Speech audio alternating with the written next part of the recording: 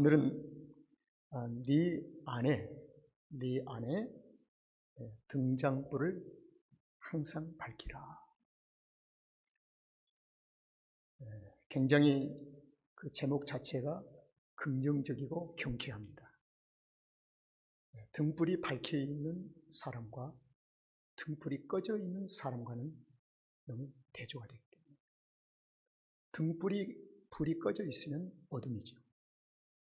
등불이 켜져 있으면 하나님의 나라입니다.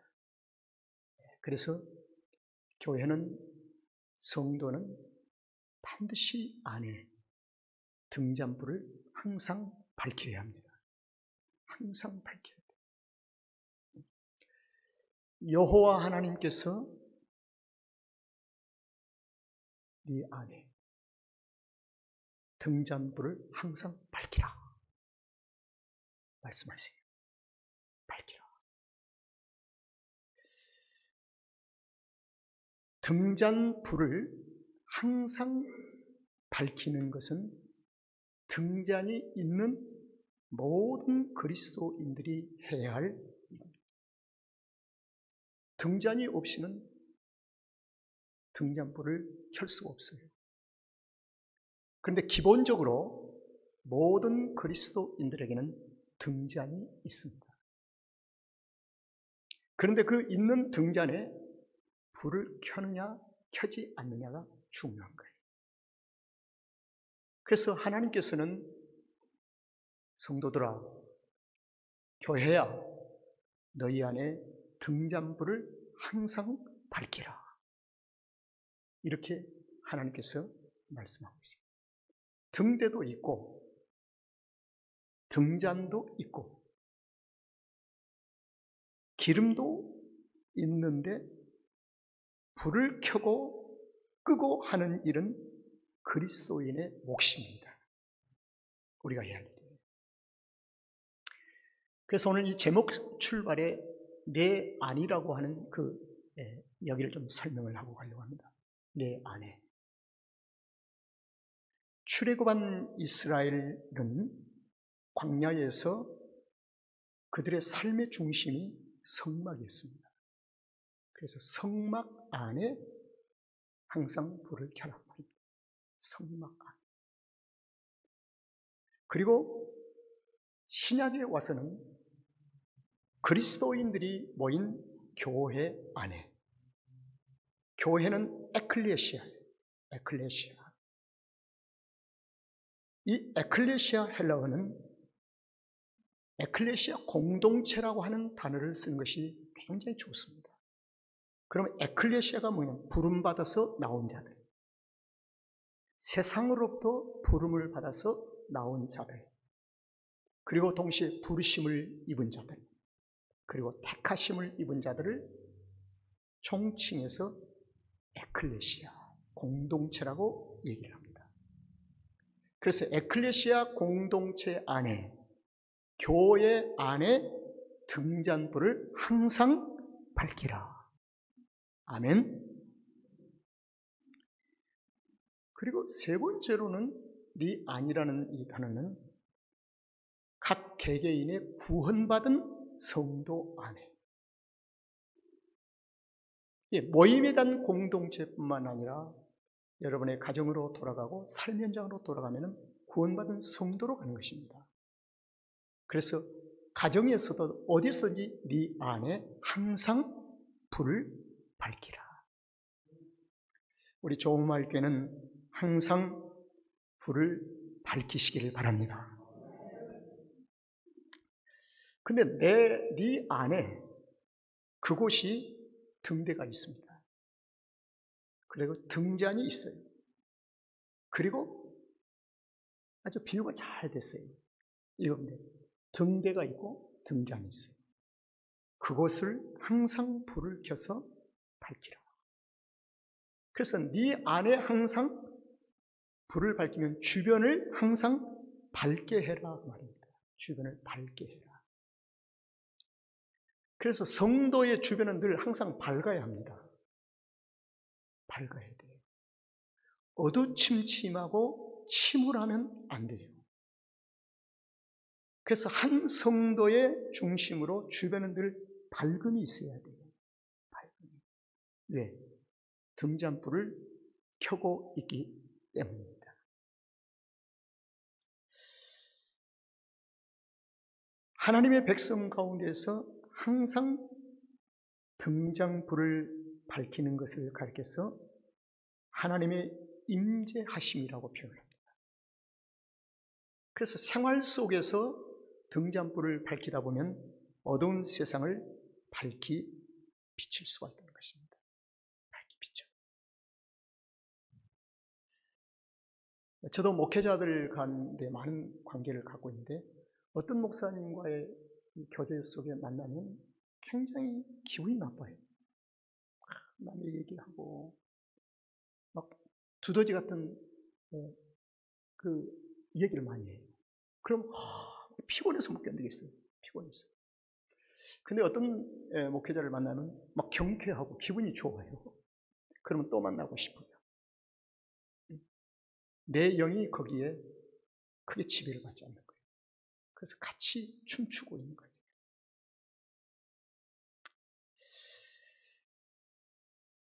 성막 안에 이스라엘 백성들의 삶의 중심인 성막 안에 등잔불이 불이 꺼지지 않도록 그 책임을 누가 맡았느냐?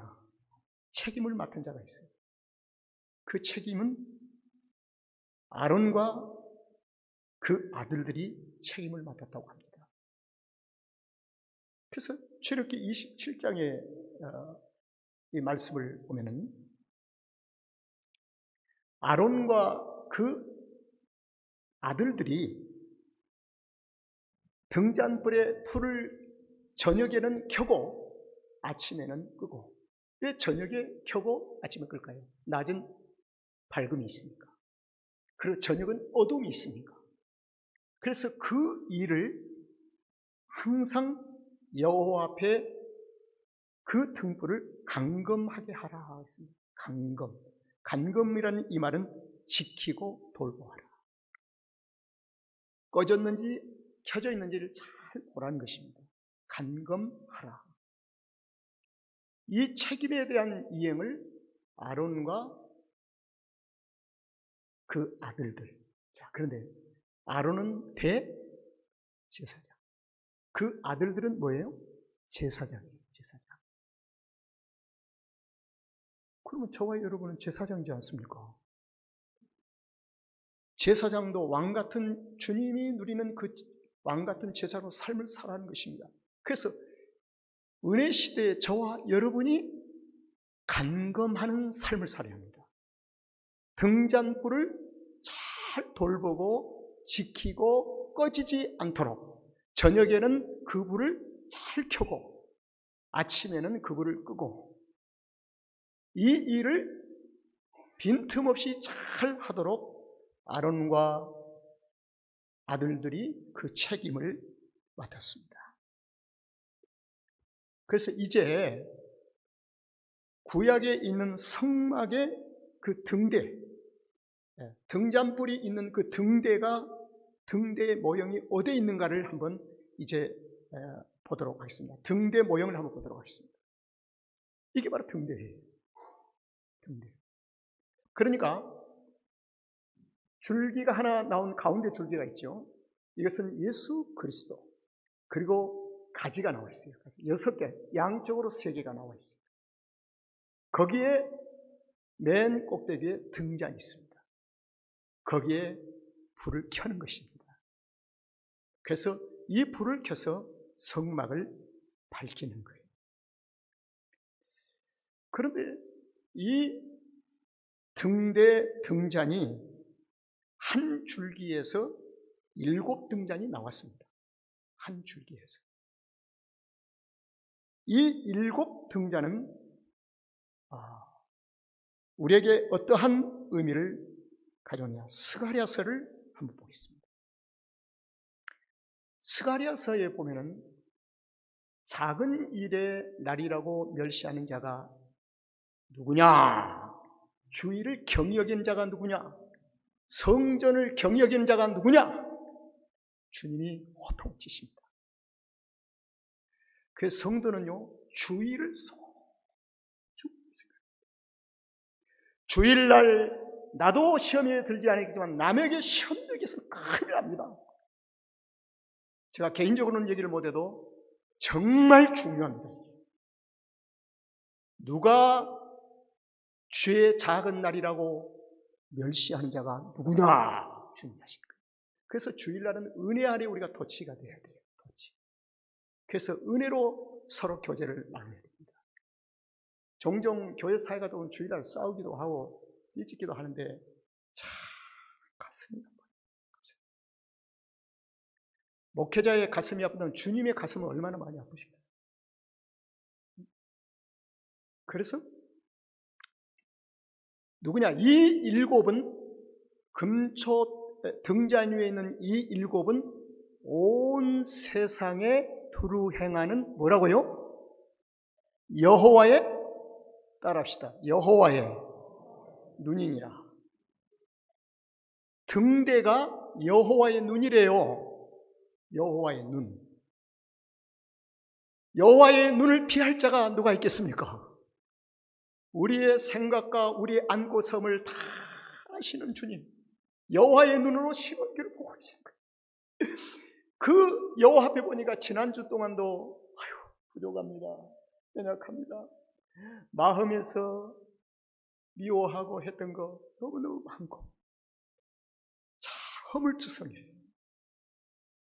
죄의 옷을 입고 사는 것 같아요. 그래서 십자가의 보혈을 또 한번 쳐다봅니다. 주여 나의 모든 죄를 사해 주시옵소서 하고 용서를 구합니다. 용서를 구합니다. 허물 많은 목사, 실수투성인 목회자, 하나님의 긍휼 속에서 하나님의 은혜로 목회하고 있는 것에 감사하고 있습니다. 감사하고 있습니다. 자, 7 등잔을 다시 한번 보겠습니다.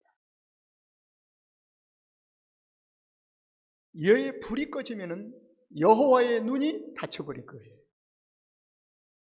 자, 여러분, 성도는 여호와의 눈이 나를 보고 계시고 살피시기 때문에 내가 지금까지 살고 있는 줄로 믿습니다. 실족한 자리에 이르지 않도록 하나님께서 나를 보고 계신다는 사실입니다. 나를 징계하시고 나를 심판하시기 위해서 보신 것이 아니라 나를 하나님의 품으로 안아주시기 위해서 나를 보고 계신 것입니다. 그래서 여호와께서, 그러면 등대의 위치는 어디에 있느냐? 성막을 한번 보겠습니다. 이게 좀 성막이에요. 성막.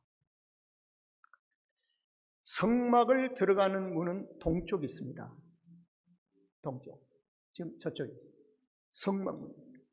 성막문은 유일하게 딱 한 군데 있어요. 이 동쪽은 장차 오실 누구를 상징해요? 메시아. 해가 어느 쪽에서 떠올라요? 동쪽에서 해가 떠오르는 같이 이 어둠이 깔려있는 이 우주에 태양이 떠오르는 같이, 그러니 온 세상이 밝아지는 같이, 그래서 동쪽에서 유일하게 들어갈 수 있는 출구가 하나 있는 거예요. 들어가다 번제단이 있습니다. 그리고 손 씻는 물두원이 있습니다. 그리고 성소로 들어갑니다. 성소로 들어가면 왼쪽에 뭐가 있어요? 등대가 있어요. 그래서 이 등대를 중심으로 해서 좌편에 있는 것은 법궤가 있는 것을 지성소라고 합니다. 그래서 성막 그러면 세 가지로 나뉩니다. 하나는 지성소, 하나는 뭐요? 성소, 하나는 성전뜰, 이렇게 나뉩니다. 그러니까 번제단이 있는 곳은 성전뜰입니다.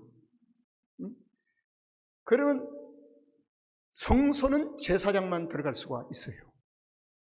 지성소는 아론인 대제사장이 1년에 딱 한 번 들어가는 곳이에요. 그러면 지성소와 성소 사이를 휘장이 있어요. 휘장. 그리고 성소와 성전뜰 사이에 휘장이 있어요. 두 개의 가로막히장이 있어요.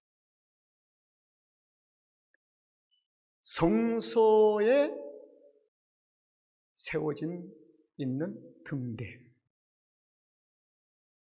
이 등대는 7 불이, 등잔불이 계속 켜져야 합니다. 켜지도록.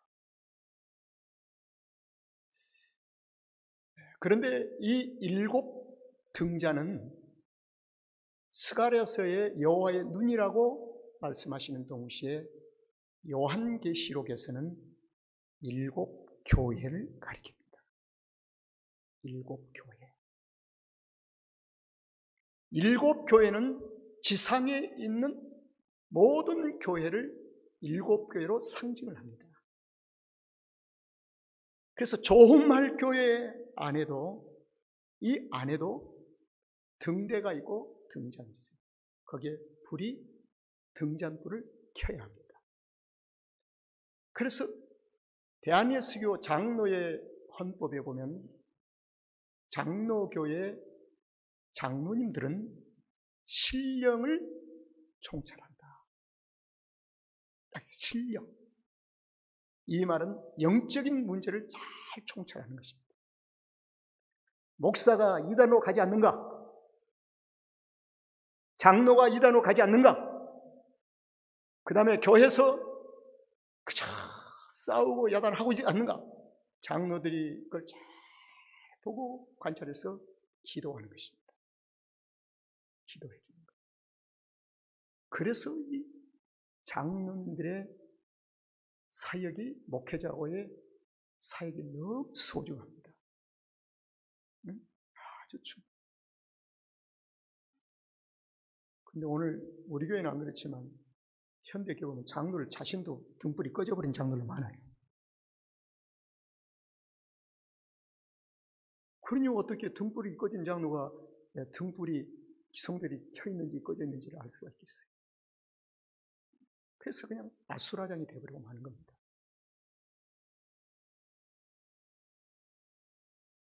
그래서 목회자나 장로님들이 영적으로 불 꺼지면 큰일 납니다. 세상 소리 막 들려오죠. 막 다 듣고 이리 갈까 저가 막 좌충우충 하다가 복사. 하나님의 교회 얼마나 소중한지. 요한계시록의 7 교회를 가리킵니다. 교회는 여호와의 눈입니다. 어둠 아래에 있는 세상을 향해서 비치는 것입니다.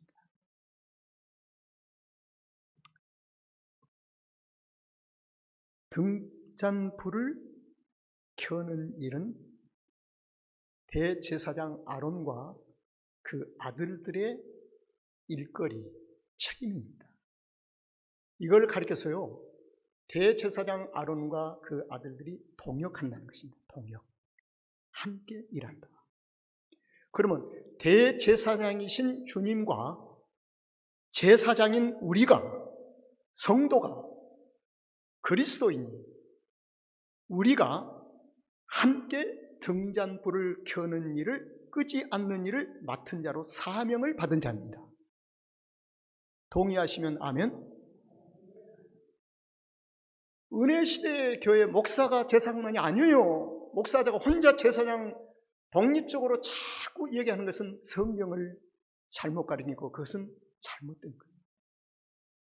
모든 성도들이 제사장입니다. 맡은 사명이 다를 뿐이에요. 그리고 질서대로 하나님의 나라를 세우기 위한 직분의 은사대로 받은 것, 다른 거에는 다른 게 없어요. 우리 제사장입니다. 그래서 고린도전서 3장 9절의 말씀을 보면은 따라합시다. 우리는 하나님의 동역자들이요, 너희는 하나님의 밭이요, 하나님의 집이니라. 하나님의 집은 나와 함께 살고 계시다. 밭은 뭡니까? 나를 통해서 일하신 하나님, 열매를 맺게 원하신 하나님, 그리고 동역자는 같이 일한다는 것입니다. 대제사장 아론과 제사장인 아들들이 동역해서 등대 위에 있는 등잔에 불을 끄지 말고 켜는 일을 하는 것은 동역입니다. 동역을 잘해야 돼요. 근데 주님은 완전한 우리의 동역자십니다. 근데 우리가 문제지요. 하나님의 뜻을 이루시고자 하는데 주님은 먼저가 계세요. 우리가 거부할 뿐이지요. 거부하는 것을 불순종, 하나님의 뜻을 이루시고자 하는 그 사건 속에 주님이 계신데 우리가 찾아가고 함께 마음을 열어주는 것을 동역이라고 합니다. 이걸 순종이라고 해요.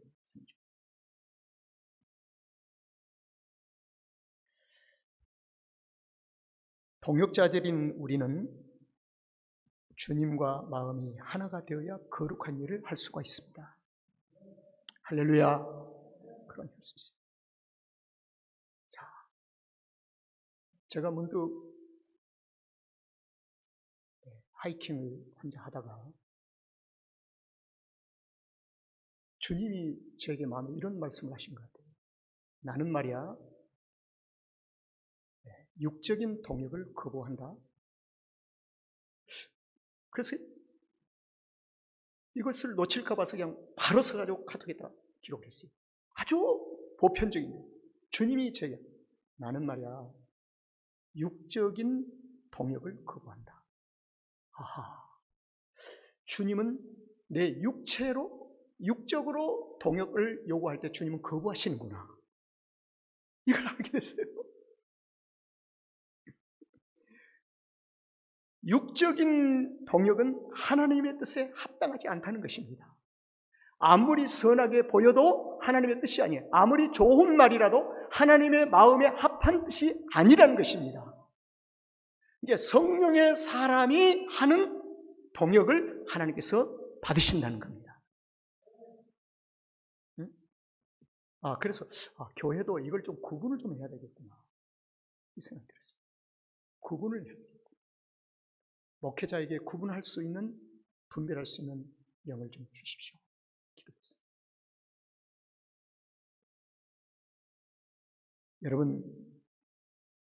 여러분이 우리가 제사장임을 인정하시고 믿으시면 아멘. 그렇습니다. 그러면 대제사장인 주님과 동역해야 합니다. 동역하시려고 하면은 그분의 뜻에 합당해야 합니다. 아무리 좋은 것, 아무리 선한 것이라도 그분의 뜻에 합당하지 아니하면 그분이 하나님의 뜻은 우리의 윤리와 도덕의 범주 안에 갇혀 있는 게 아닙니다. 훨씬 뛰어넘습니다. 하나님의 뜻. 그래서 제가 거기서 이런 기도를 했습니다. 하나님, 이 일을 하는 것보다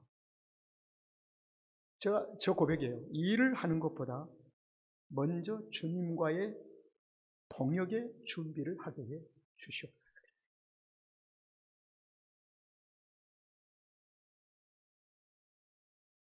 준비는 하나님의 뜻과 명령을 확실하게 배워서 해야 하는 것입니다. 그래서 레위기서는 준비를 철저하게 시키는 거예요. 그리고 암기를 시키는 거예요. 그리고 배우게 하는 거예요. 자, 그러면요, 구체적으로 어떻게 동역을 해야 할 것인지, 이 말은 등잔불을 켜기 위해서 어떻게 해야 할 것인지, 이걸 본문 말씀을 좀 통해서 보도록 하겠습니다. 24장 2절을 보겠습니다. 다 같이 한번 읽어보실까요? 시작. 이스라엘 자손에게 명령하여 불을 켜기 위하여 감람을 쪄낸 순결한 기름을 내게로 가져오게 하여 계속해서 등잔불을 켜 둘지니라. 우리에게 향하신 여호와의 인자하심. 한번 1절만 찬양하겠습니다.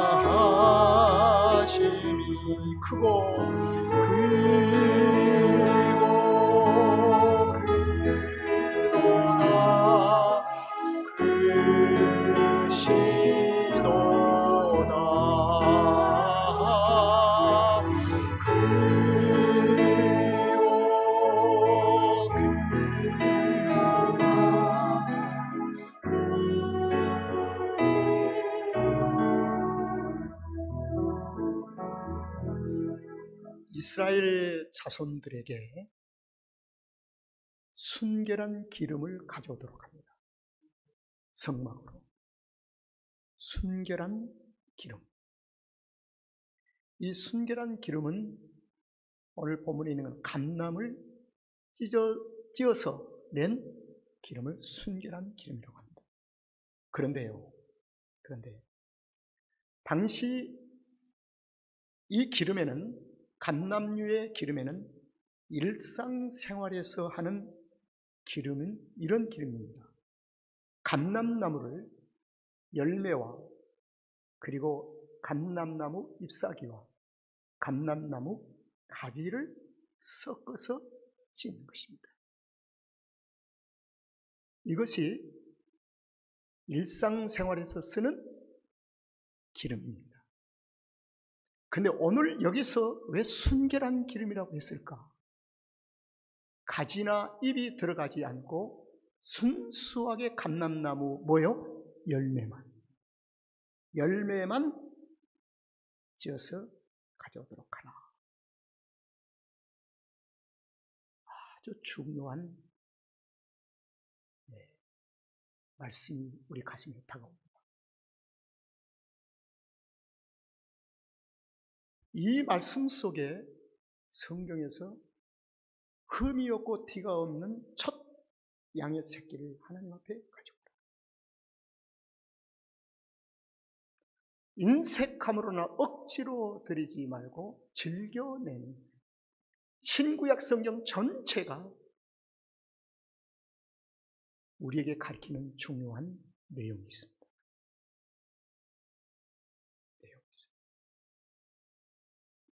성막의 등불은 일상생활에서 킬 수 있는, 사용하는 일반적인 기름을 가져오지 말라는 겁니다.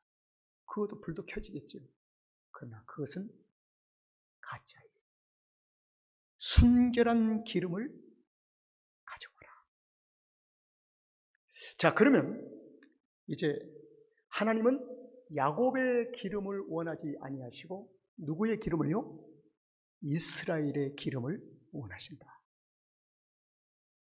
야곱은 섞여진 것처럼 지 멋대로 육체대로 살고 거짓말도 잘하고 분통도 터뜨리고 했던 그 기름은 야곱의 기름이라.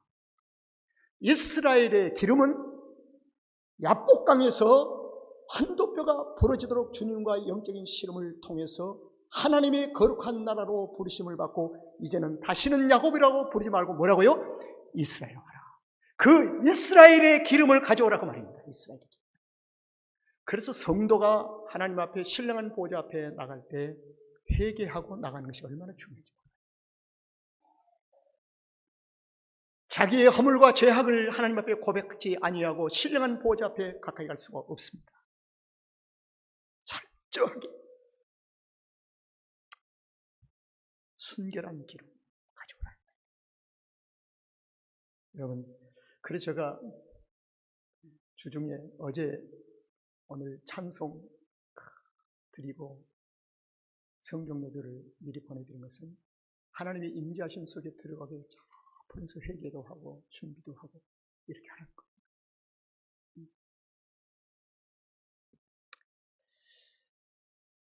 마태복음 25장을 보면은 열처녀의 비유가 나옵니다. 그런데 열처녀 다 신랑을 맞이하기 위해서 등잔불을 밝혔어요. 등잔불을. 그런데 신랑이 더디 오므로 잠을 자다가 10사람 다 잠을 잤어요. 신랑이 왔다고 노크를 하니까 열처녀 다 일어났어요. 등잔불을 켜려고 보니까 5처녀는 기름이 없는 거예요. 5처녀는 준비한 기름이 있어서 등잔불을 신랑을 맞이하여 혼인잔치에 참여했다고 비유해서 말씀하고 있습니다. 여러분, 여기서 슬기로운 5처녀가 기름을 준비하는 이 기름은 기다림, 인격, 인내, 준비가 있는 것입니다. 이것을 순결한 기름이라고 합니다. 순결한 기름. 미련한 다섯 처녀는 기다림과 인내나 준비나 정성이 없어요. 그냥 등잔 가져와서 기름 있는 가지고 신랑 기다리는 거예요. 실패하지요. 실패. 사무엘상을 보면은, 사무엘상 3장을 보면은 실로에 성막이 있었습니다. 실로에 성전이 있었는데 거기에 두 사람이 성전 안에 있었어요. 그런데 여기 보면은 아주 중요한 것이 3절인데요. 하나님의 등불은 아직 뭐요? 꺼지지 아니했다. 이게 아주 중요해요. 아직 꺼지지 않았어요. 이 아직은 우리에게 많은 생각을 갖게 하는 단어입니다. 아직. 이 말은 앞으로 꺼질 수도 있다는 겁니다. 꺼질 수도 있다. 이 아직이 오늘날 성도에게 던지는 중요한 영적인 미닝은 굉장히 중요한 미닝을 갖고 있습니다.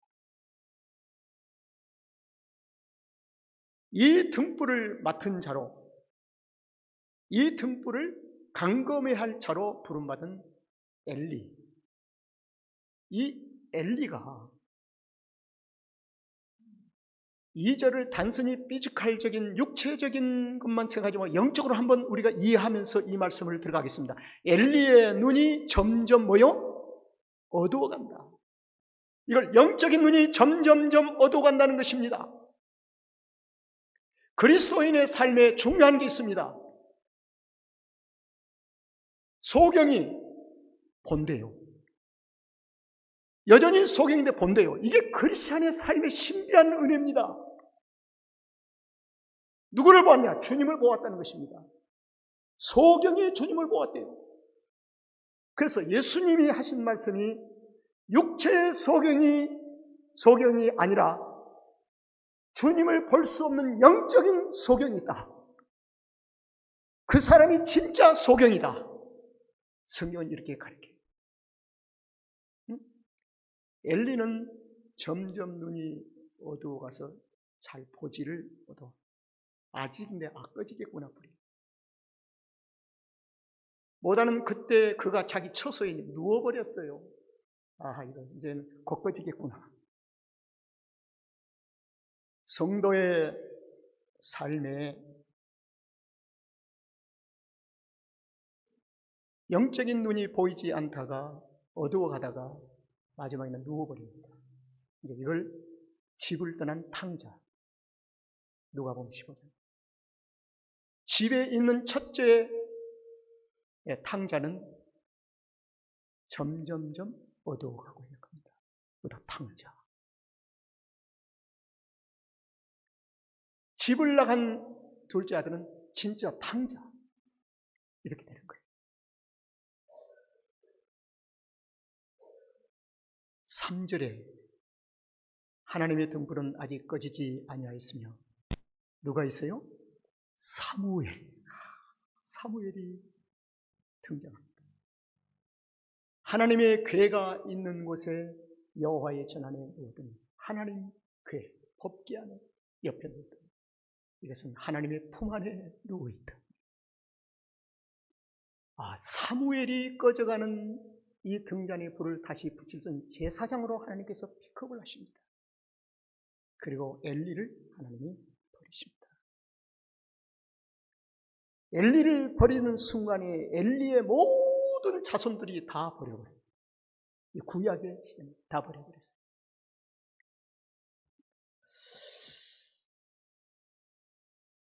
제사장의 책무를 포기해가는 엘리, 이렇게 저는 표현합니다. 하나님의 들려오는 음성을 들을 수 없는 엘리. 그러나 사무엘은 하나님의 음성을 듣습니다. 앞으로 성전 안에 등잔불을 켤 수 있는 부르심을 응하고 있는 사무엘.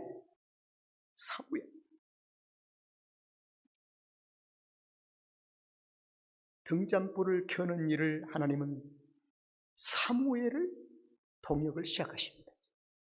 동역을 시작해요. 왜? 엘리에게 계속 맡기면 등잔불이 뭐요? 꺼집니다.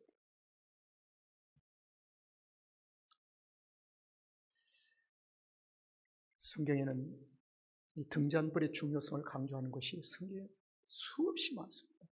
사무엘상 10장. 사울은 사실은 사울 왕이라고 우리가 성경에서 이렇게 얘기하지만 이스라엘 지도자라고 부르는 것이 맞습니다. 그 이유는 하나님은 사울을 왕으로 기름 부시지 않기를 원했어요. 그런데 백성들이 막 자꾸 요청하고 청하니까 하나님께서 사무엘에게 그러면 지도자로 기름 좀 부어줘라.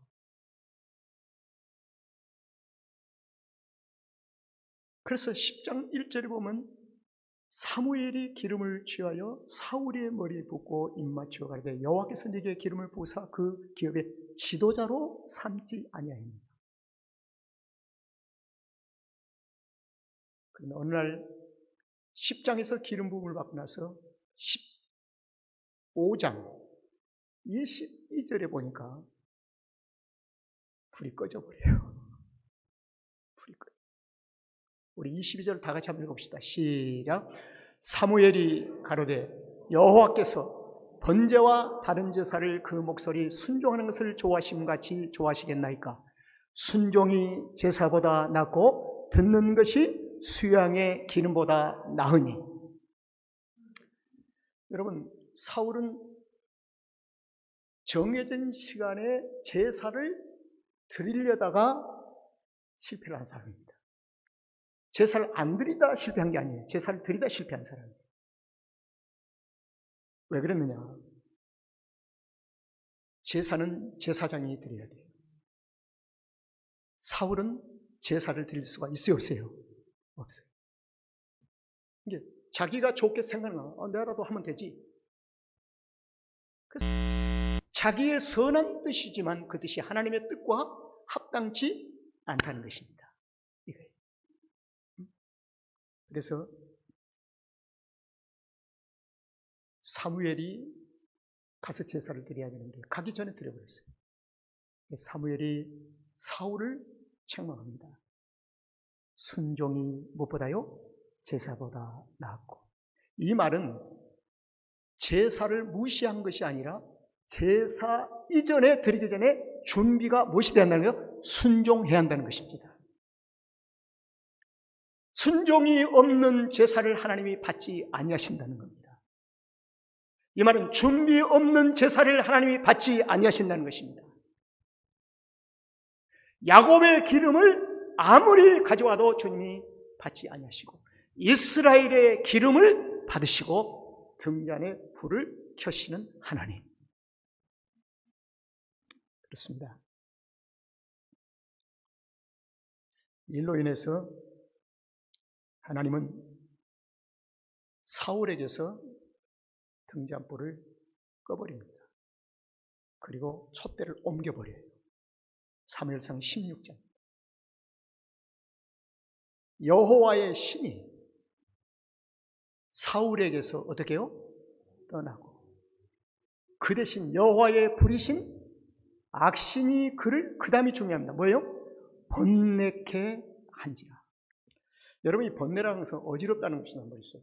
늘 불안하고 초조하고 머릿속에 자꾸 번뇌가 있어요. 그러니까 이 번뇌가 불안하고 초조하고 일어나니까, 머릿속에서 일어나니까 사울의 당신의 사위가 누구죠? 다윗. 사위를 그때부터 막 미워하기 시작합니다. 막 번뇌가 일어나니까. 목사의 머릿속에서 번뇌가 일어나면요, 교인들이 막 미운 성들이 드러나요. 막 뒷모습도 보기도 싫어지고 그가 한 행동도 보기 싫어지고 다 보기 싫어지는 거예요. 난리가 나는 거예요. 그게 번뇌 속에 빠지면 그렇습니다. 번뇌 속에 모든 것이 못마땅하는 거예요.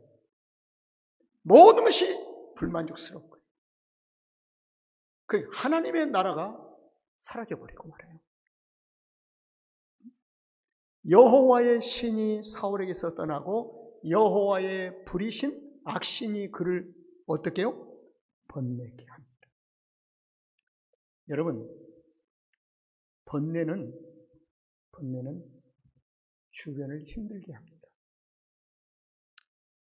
그래서 제가 이 말씀을 준비하면서 한 5년 전에 일이 문득 생각났어요. 우리 집사람 정말 고생했구나. 정말이에요.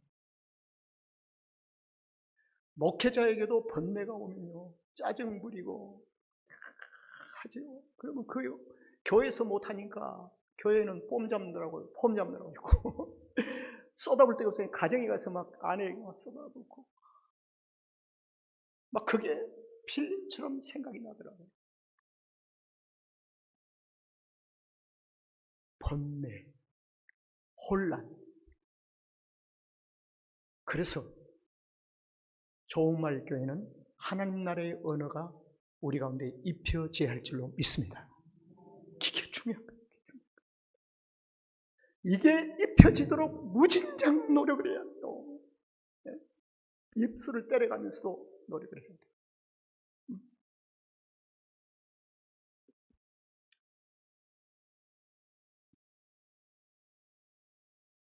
이제 중요한 말씀으로 결론을 맺어가겠습니다.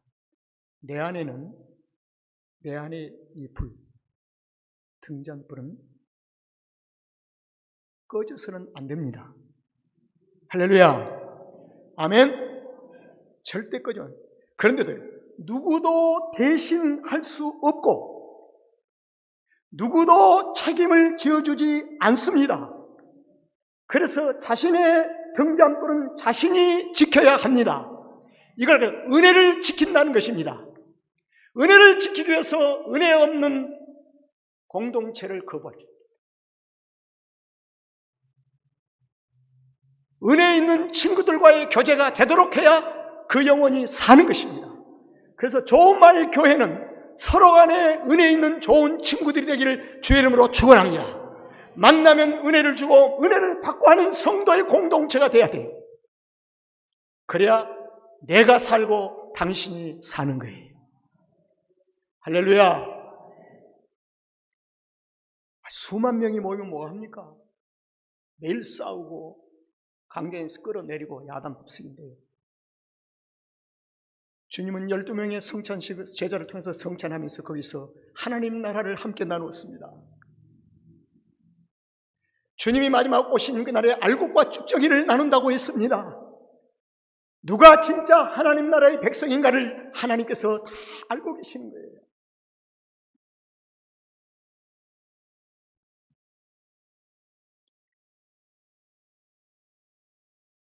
불 꺼지지 않도록 잘 지키시길 바랍니다.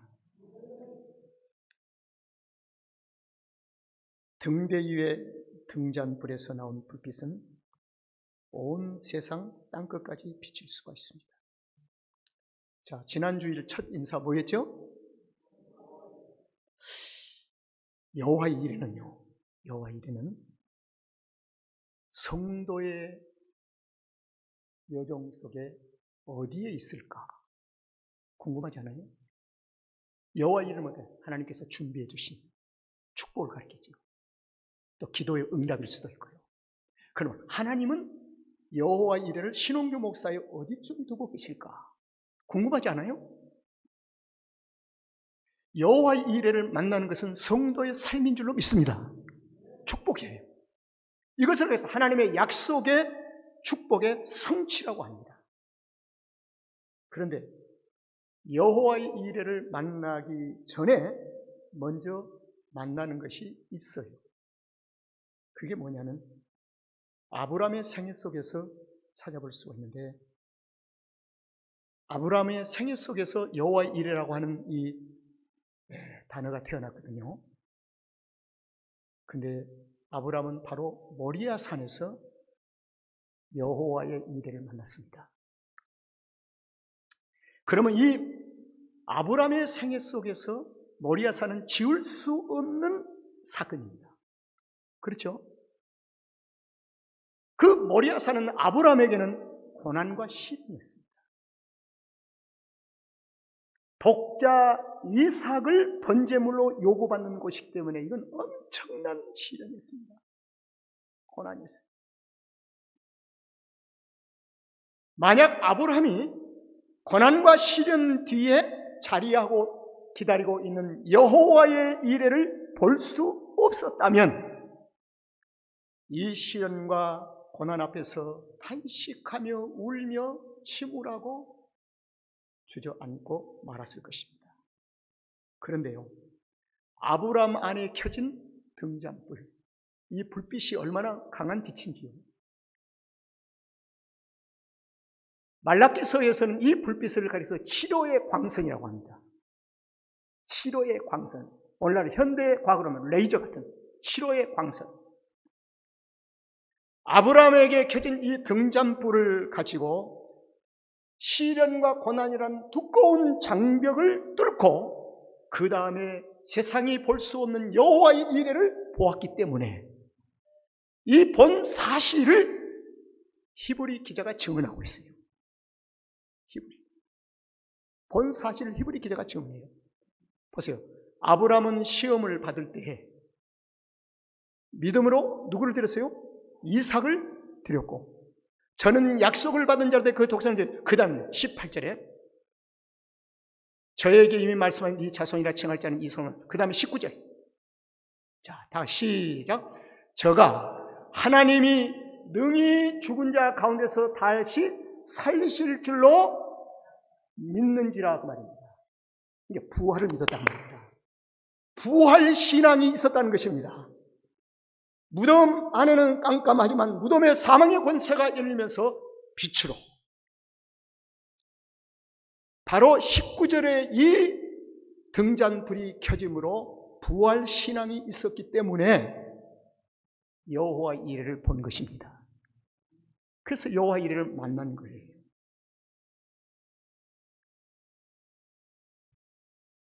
시련과 고난 속에서 여호와의 이레를 만난 한 그리스도인을 소개하고 마치는 일본 사람입니다. 일본 사람.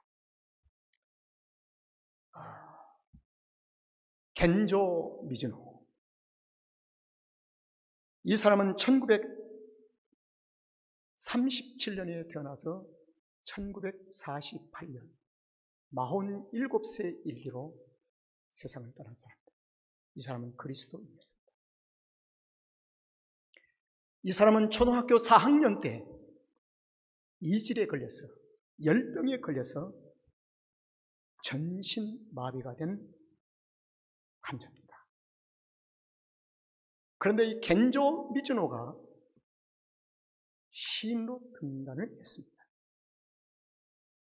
시인으로 등단하면서 일본 열도와 세계 모든 그리스도인들을 열광시켰어요. 이 사람은 전신마비가 되기 때문에 유일하게 의사를 표시할 수 있는 것은 눈 깜박이는 것 외에는 아무것도 의사 표시를 할 수가 없습니다. 약간 있다면 얼굴을 웃어주는 움직임이었습니다. 그런데 이 사람이 어느 날 목사님으로부터 복음을 얻어들이고 주님을 구주로 영접했습니다.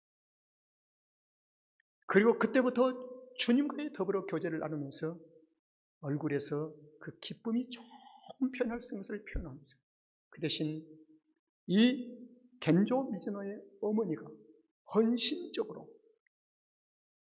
우리 한글에는 가나다 기억면이 있는 것처럼 일본도 50음조를 벽에다가 써놓고 겐조 미즈노가 누워 있으면서 일일이 그 어머니가 하나하나 50음을 짚어가는데, 짚는 순간에 눈을 깜박이면 그 음을 따다가 글자를 만들고 해서 시집을 만들었습니다.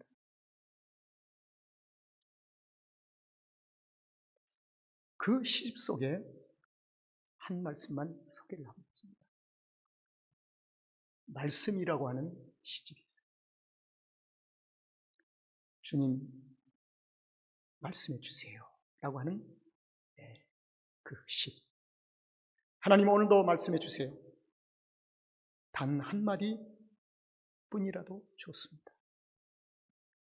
내 마음이 작아서 많이 주시면 넘쳐버리기 때문입니다. 넘치면 그 말씀이 너무 아까우니까요. 매일 한 말씀이라도 좋아요. 주님이 나와 함께 계신다는 것으로 저는 좋습니다. 이런 시입니다. 이 사람의 시집을 통해서 할 수 없는 전 세계의 많은 시련과 고난의 벽 속에서 갇혀있는 자들이 주님 앞으로 돌아와 구원의 역사가 이루어진 것이 이루 말할 수 없이 세계를 열광시켰습니다. 그 안에 불이 얼마나 강한지 이 불빛은 세상을 비췄습니다.